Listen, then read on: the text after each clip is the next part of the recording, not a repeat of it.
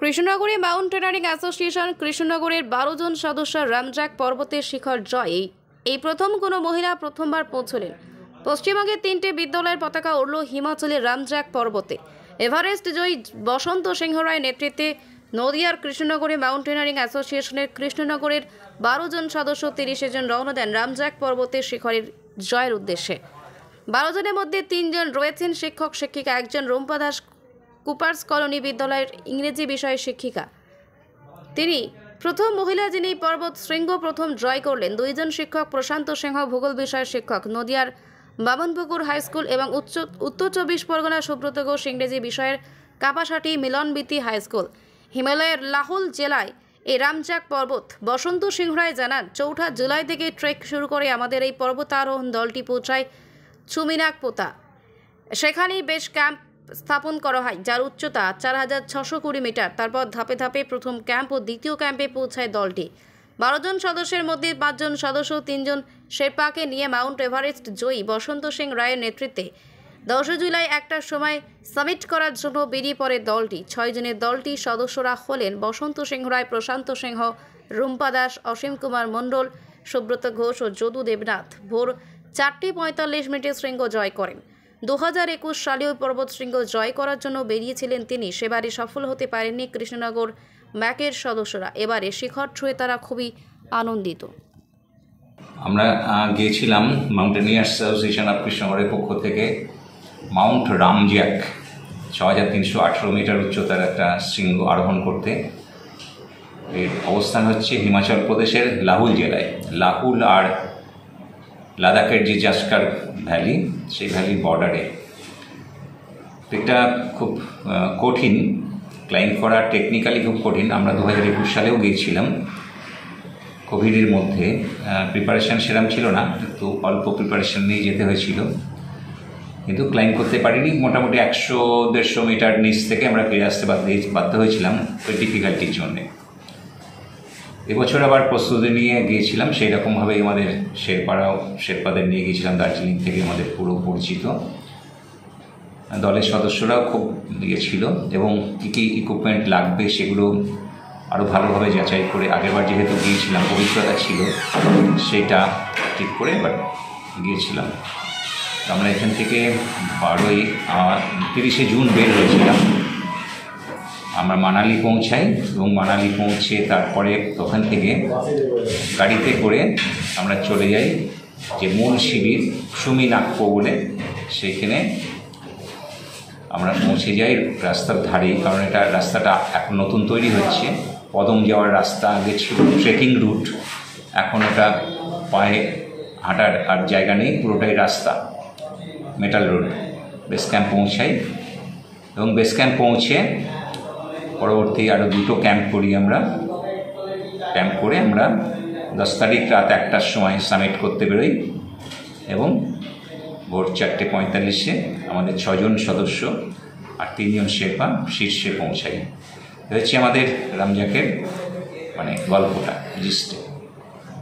এটার দুরূহ কতটা ছিল অন্যান্য পর্বত থেকে? দুরূহ অন্যান্য যে শৃঙ্গগুলো আরোহণ করেছি আগে, সেগুলো একটা সাধারণত স্লোপ দিয়ে আরোহণ হয়, কোথাও একটু রক ক্লাইম্বিং আছে, কিন্তু এর এক্সপোজার একটা শার্প রিচ, নাইফ রিজ দিয়ে, ধারালো একটা রিজ দিয়ে অনেকটা আরোহণ করতে হয়েছে। এবং আমরা 2420 মিটার 7940 ফুট দড়ি লাগাতে হয়েছে আমাদের।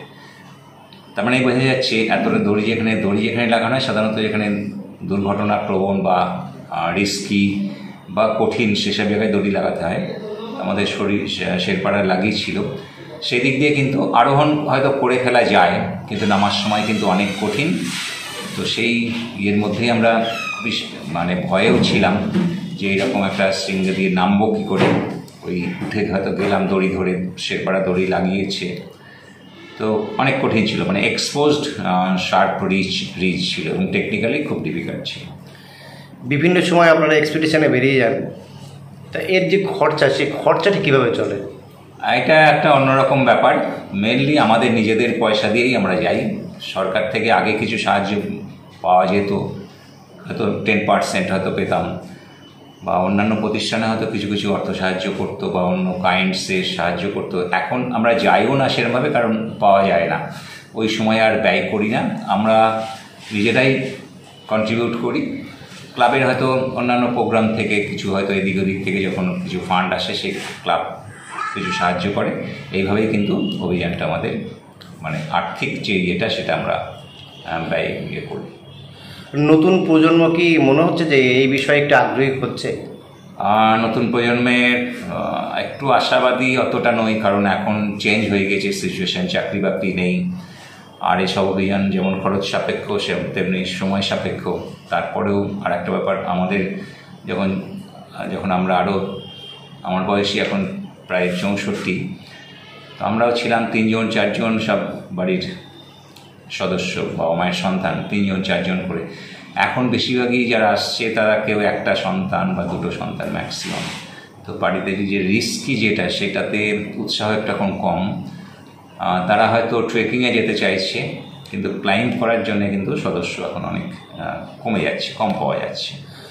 পশ্চিমবঙ্গ সরকার বা কেন্দ্রীয় যে সরকার রয়েছে সেখানে যে যুব মন্ত্রণালয় রয়েছে, তাদের কাছে যদি কোনো আহ্বান থাকে একটু যদি বলেন।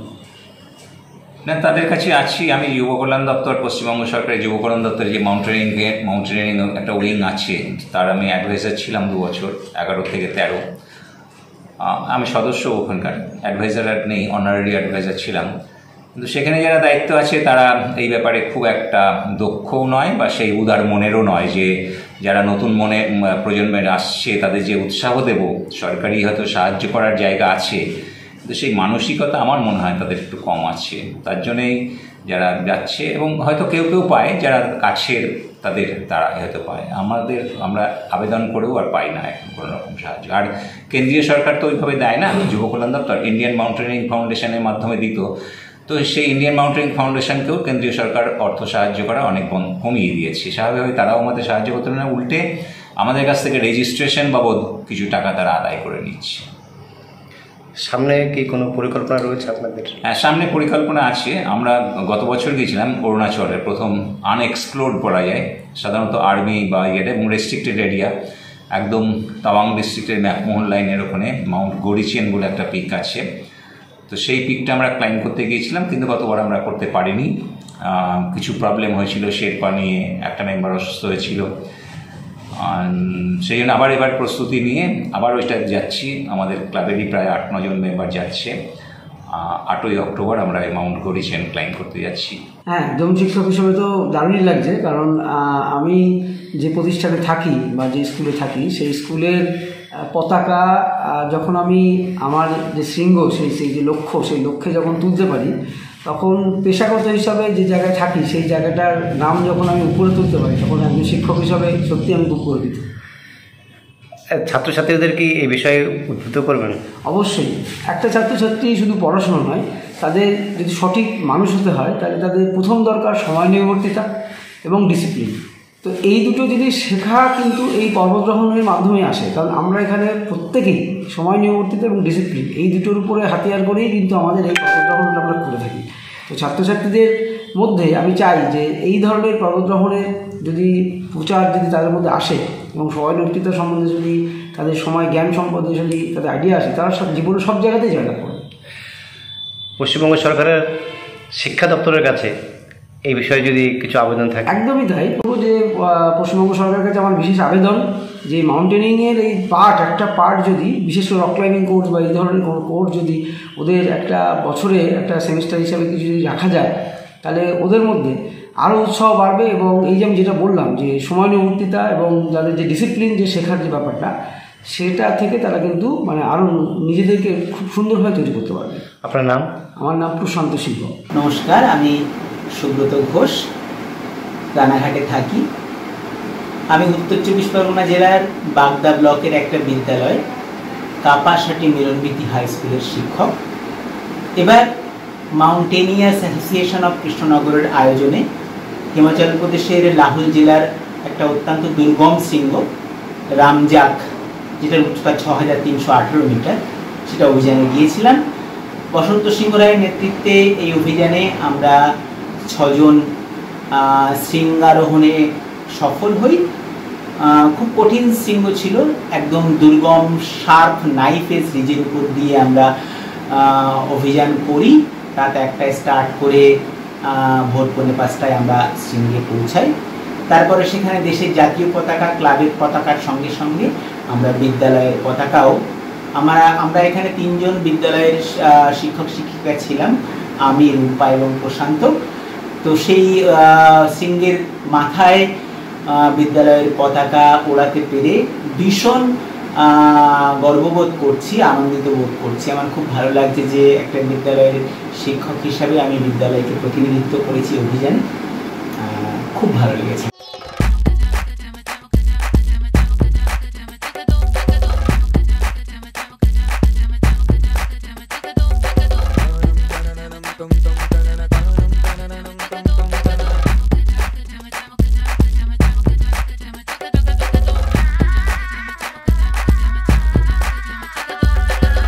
হোম অ্যাপ্লায়েন্সে যত জিনিস আছে সবই পাচ্ছেন খুবই কমের মধ্যে।